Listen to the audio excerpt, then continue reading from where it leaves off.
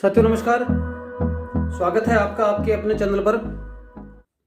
Cell biology पढ़ रहे थे अपन, और सेल बायोलॉजी में अपन कोशिकांगों को पढ़ रहे थे, सेल ऑर्गेनेल्स।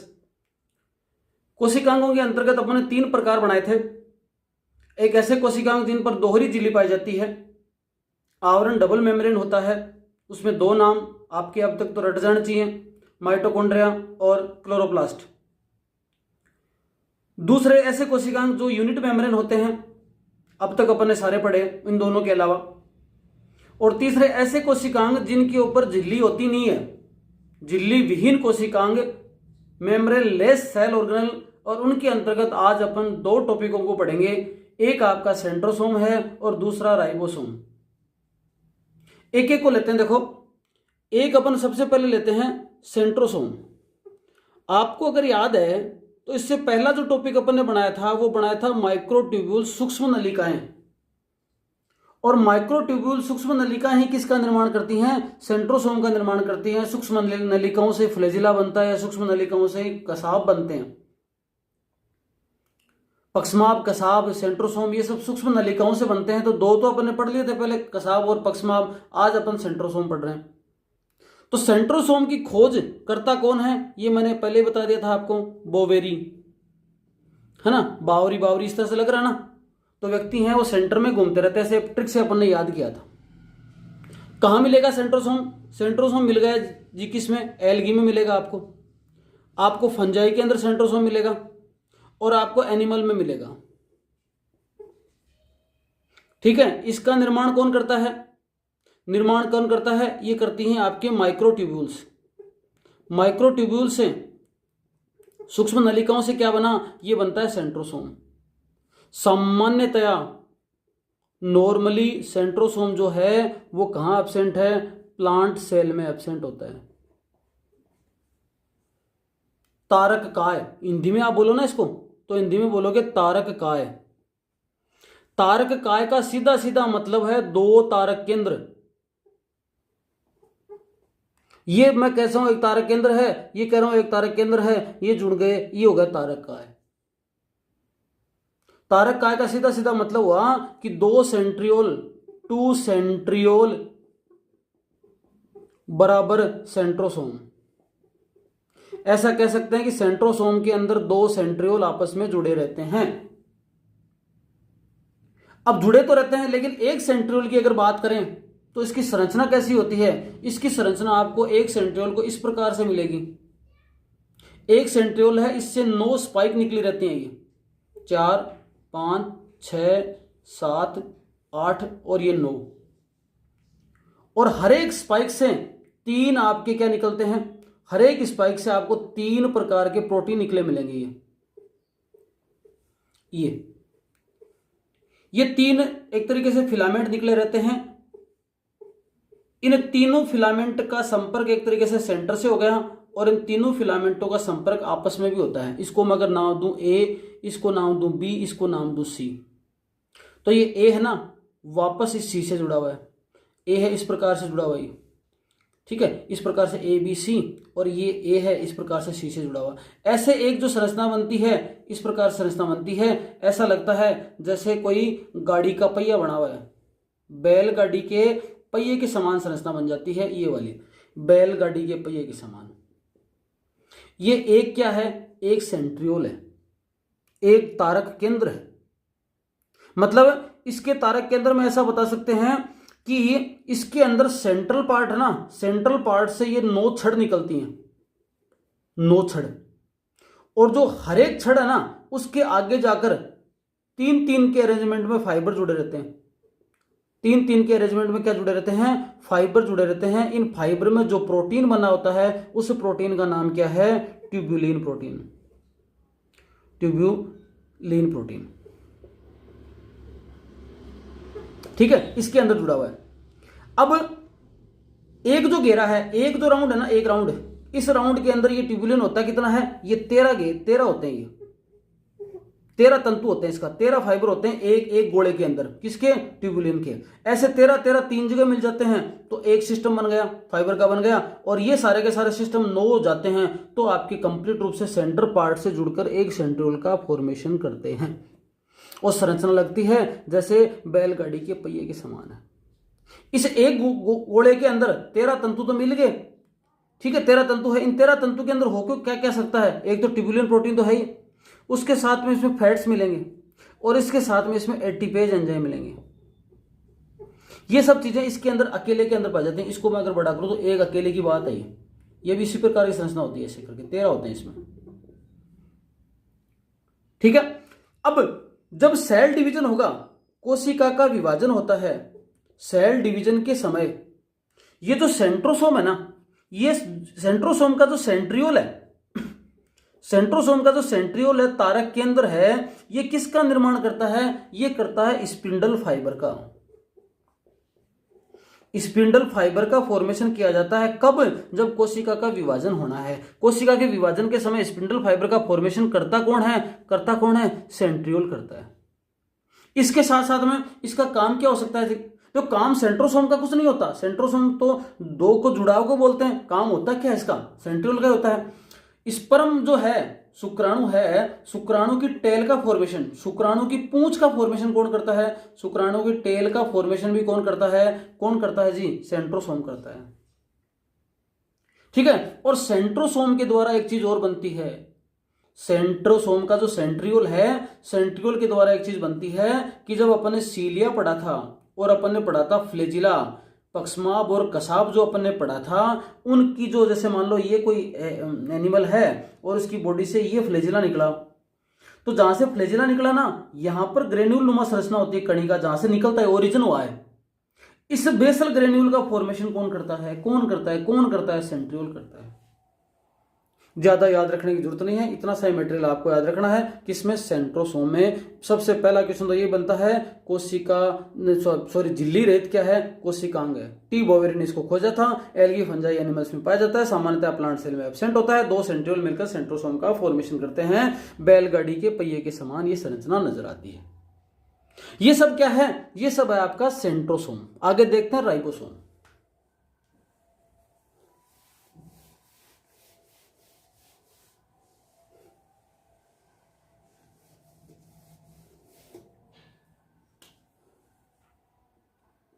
दूसरा कोशिकांग है राइबोसोम। इसकी भी गिनती की भी बातें हैं, सिंपल आसानी से आप समझते जाना। वही इसके लिए भी क्या लिख सकते हो आप, इतनी बात तो लिख ही सकते हो, क्या, झिल्ली रहित, पहले वाला था ये भी है क्या, झिल्ली रहित है। गोलाकार है, वो भी गाड़ी के पहिए के समान था, ये गोलाकार है। किससे बना हुआ है, प्रोटीन एंड आरएनए से, प्रोटीन और आरएनए से मिलकर बनता है ये बात हो गई। और सबसे बड़ी बात है कि माइक्रो सेल ऑर्गेनल है, ये सूक्ष्म है, सेल ऑर्गेनल है, उनमें लगभग सबसे सूक्ष्म जो सेल ऑर्गेनल है वो आपके राइबोसोम, ये छोटे से गोले से होती है संरचना एकदम से। अब कोई कहे कि आपको पूछे कि राइबोसोम की खोज किसने की, तो राइबोसोम प्लांट और एनिमल दोनों में मिलता है। पहली बात तो ये, प्लांट में किसने खोज करी, रॉबिन्सन एंड ब्राउन ने, रॉबिन्सन एंड ब्राउन ने किसमें करी, सेम की जड़ों में। एक रॉबर्ट ब्राउन नाम भी आया था पहले, आप कमेंट बॉक्स में बताना कि रॉबर्ट ब्राउन ने किसकी खोज करी थी। फिर एनिमल में राइबोसोम की खोज करी थी पेलाडे ने,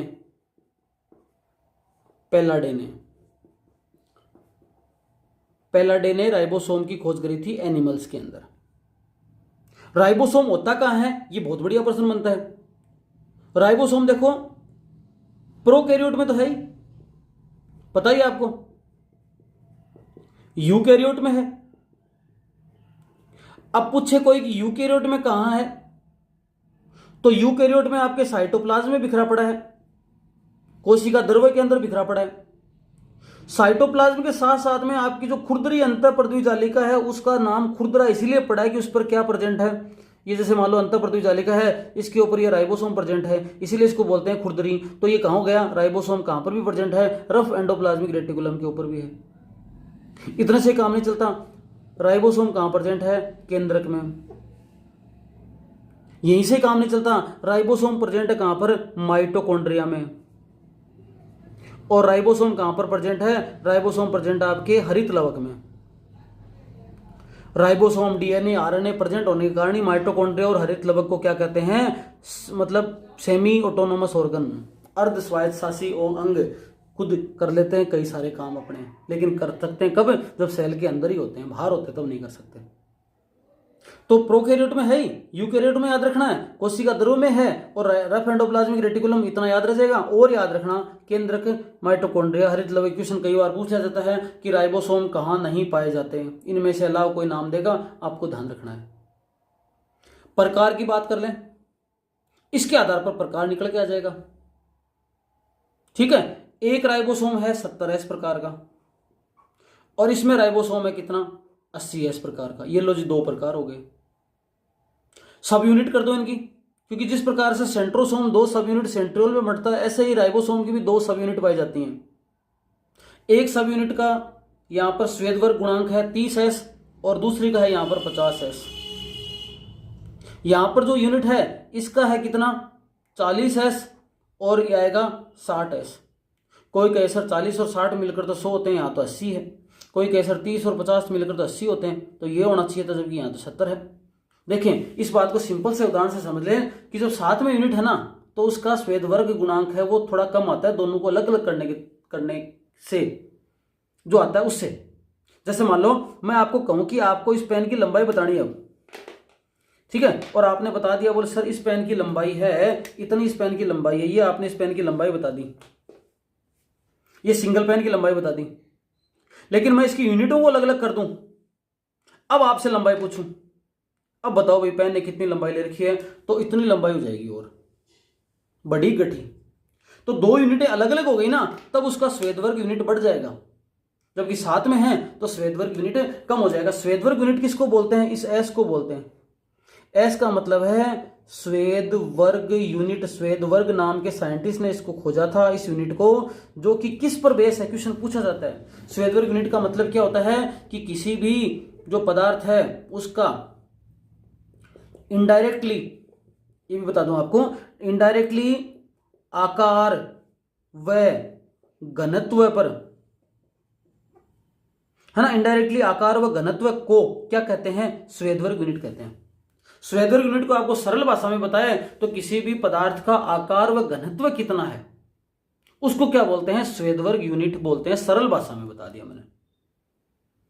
अब प्रोकैरियोट में हो गया कितना? 70S। तो कोई पूछे क्या 70S यूकैरियोट में नहीं होता? होता है। किसमें? यूकैरियोट के माइटोकॉन्ड्रिया में और यूकैरियोट के क्लोरोप्लास्ट में। अभी यही तो बात बताई ना कि माइटोकॉन्ड्रिया और हरित लवक में पाया जाता है। क्या राइबोसोम कौन सा होगा? तो यूकैरियोट के माइटोकॉन्ड्रिया और क्लोरोप्लास्ट में पाया जाएगा, क्योंकि प्रोकैरियोट तो माइटोकॉन्ड्रिया क्लोरोप्लास्ट होते नहीं है। इन दोनों में जो पाया जाएगा ना, वो कौन सा प्रकार है? वो है 70S प्रकार ही।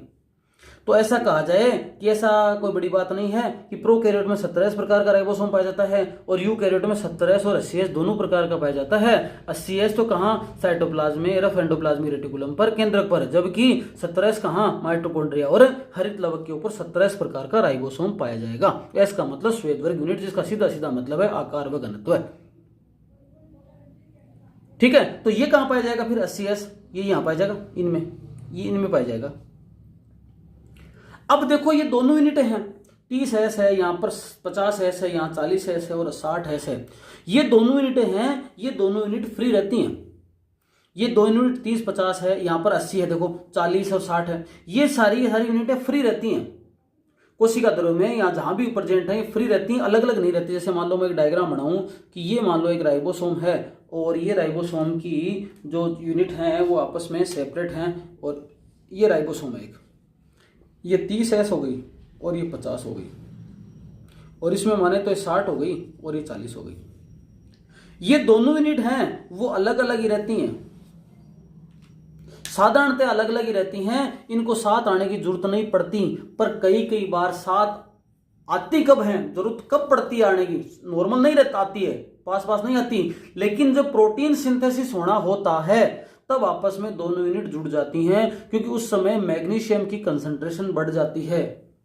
तो इसका मतलब आप कहोगे सर इनका जुड़ना मैग्नीशियम की कंसंट्रेशन पर डिपेंड करता है। बिल्कुल डिपेंड करता है जी। जो दोनों यूनिट हैं उन दोनों यूनिट का जुड़ना किस पर डिपेंड करता है? मैग्नीशियम की कंसंट्रेशन पर डिपेंड करता है। मैं सीधी सीधी बात आपको बता दूं, कह सकते हैं कि जो सब यूनिट है ना, सब यूनिट का जुड़ना किस पर डिपेंड करता है? Mg+2 की कंसंट्रेशन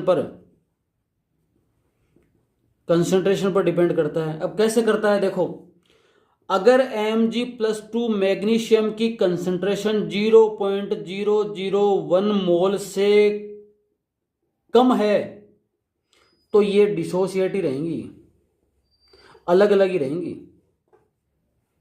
ठीक है जी। फिर क्या होगा?